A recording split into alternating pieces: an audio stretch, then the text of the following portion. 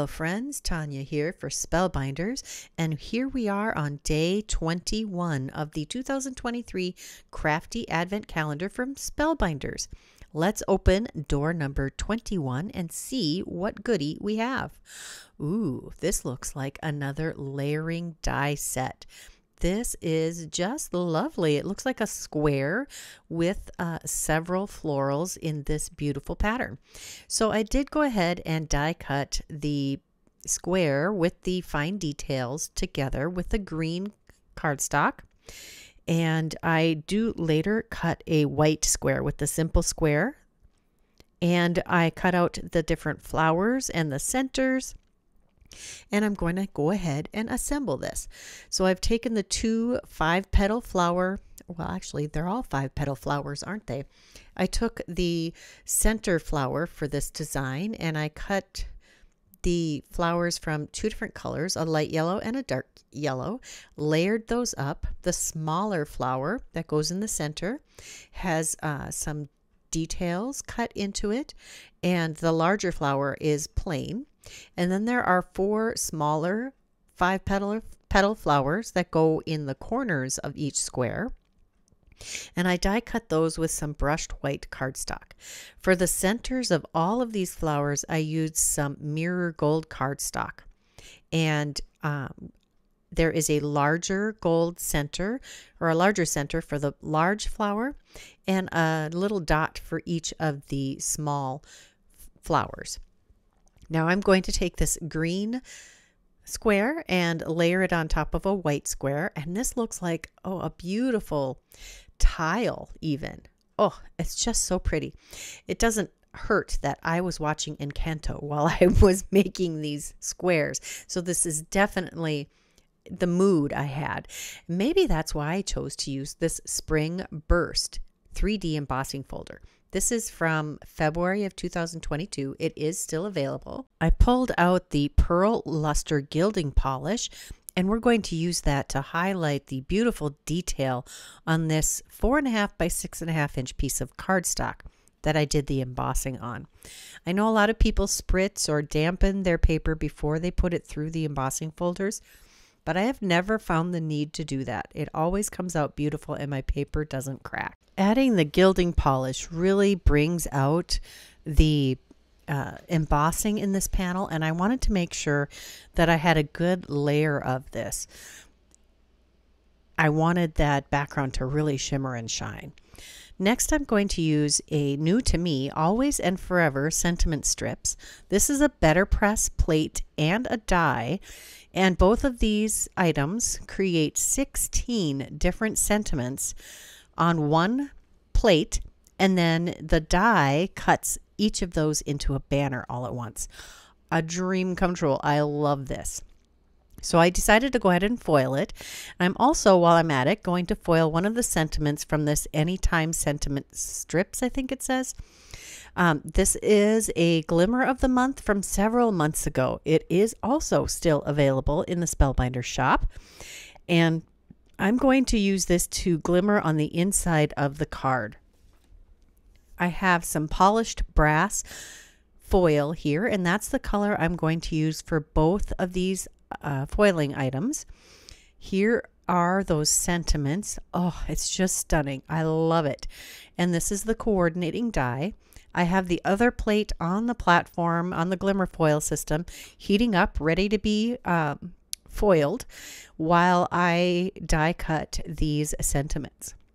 I'm just going to tack that down in place and take it over to my die cutting machine, and you're going to see lots of banners just fall right out of that die, and it looks like there's no scrap in between. Now I had already created a quick and easy sorting system here because I like to have a quick view. This few seconds it takes to glance through this is well worth the, I think it took me 2.5 minutes to create this quick and easy sorting system or organizing system for sentiment strips. And that is, I did do a video on that, and I will link that in up above here, and I will try to remember to put it in the description box, but it will be up in the corner here. I'm going to label this with the name of the BetterPress die plate that I used to create these. Just since I'm getting a few of these organizing systems, it's nice to know where they came from. And these are the two sentiments that I'm going to use. I think it says, "Hello, sweet friend," and "Happy birthday." Next, we have our foiled sentiment for the inside of the card, which is cut to 4.5 by 6.5 inches.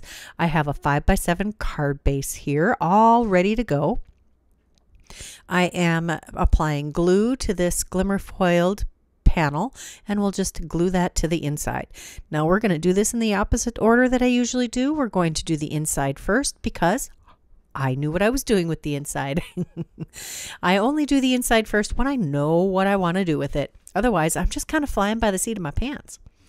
I'm going to take some of the extra flowers that I created while I was making the tiles, and I'm going to use some of them on the inside. I have extra of the brushed white small flowers also, and I had the larger flowers already assembled. While I was making them, I figured I may as well assemble them so I could use them either on this card or on other projects. It's nice to have some of these, just some of this kind of element all ready to go.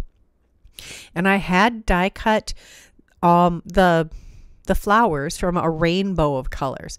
And again, just pulled those out of my rainbow of cardstock scraps file, which it's so handy to be able to just reach into the file for reds or oranges or yellows or whatever color. I even have a pink section. I've got a aqua section and a blue section.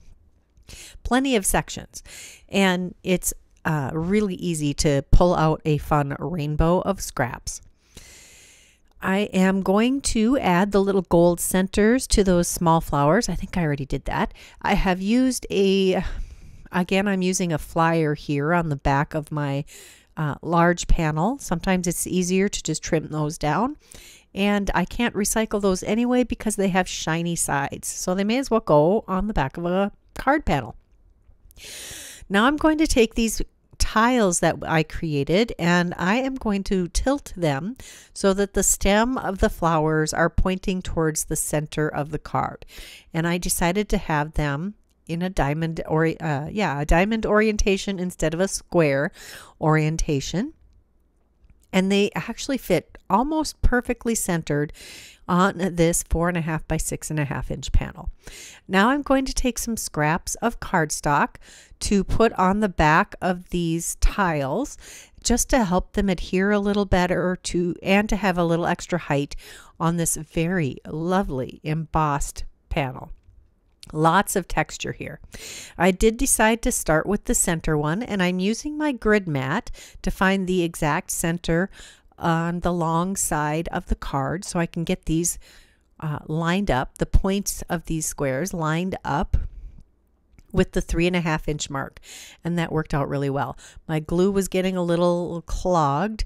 The humidity is very low right now because it's winter, and Minnesota is very dry in the winter. It's been a very unusual winter for us. There's barely any snow on the ground, and usually we have at least a foot of snow on the ground by now, and it doesn't make it above 30 degrees most of the time. And we've barely gotten below 30 degrees. I mean, it's been in the teens, but yeah, it's been warm, and it was raining in December. That's not a thing in Minnesota. It doesn't rain in December. Snow, yes, but not rain. Yeah, we'll see what this winter's like. At least it's going to be a short winter because it's barely started. This isn't acting like winter for us. I guess we'll count that as a win for now. I'm having to unclog my glue again. That darn dry air. And I have a long pin that I just use to unclog it. It doesn't clog very often. It just was having a moment. I love the Barely Art Precision Glue. It is my favorite glue. There are lots of wonderful glues on the market right now. And honestly, I think many of the precision glues from different companies are the same glue with just different branding on the tube. So if you find one you love, like I really liked the tacky, what was it called? The Simon Says Stamp tacky glue, something tacky. I really liked it, but it set off my asthma. It was a really good glue, like the Barely Art glue. The Art Glitter glue I haven't gotten my hands on. The Honeybee and the Gina K and the Trinity stamp, those are all, I believe, the same formula of glue, and it's fantastic. The only reason I don't use it is because of my darn delicate flower lungs. But I don't feel like you have to go get the Barely Art glue because I said it's amazing, and you have any of those other glues. They all perform pretty much the same, which is very good. Glues have really evolved in the time that I've been a crafter. All right, it's time to attach my sentiments, and I did have to add several layers of extra cardstock. This is actually watercolor paper, so it's a little heftier. I think I ended up putting 3 or 4 layers on the backs of these banners so they would be even with the tiles that I'm adhering them over. And I thought they went perfectly over those spaces, the 2 spaces in the centers of these tiles. So I'm just centering those up with the extra cardstock shims underneath the centers of the sentiments, and then tacking the ends of the banners over the intersecting tiles. That is the whole card. I hope you enjoyed it. I had a lot of fun, as always, creating this card. If you enjoyed this video, please give it a thumbs up. If you haven't subscribed to this channel, now would be a great time to do that. If you are interested in any of the products that I use today, check that description box below. They will be listed and linked as always. Leave me a comment. I'd love to hear what you have to say. And until tomorrow, here are a couple more videos I thought you might enjoy. Bye-bye.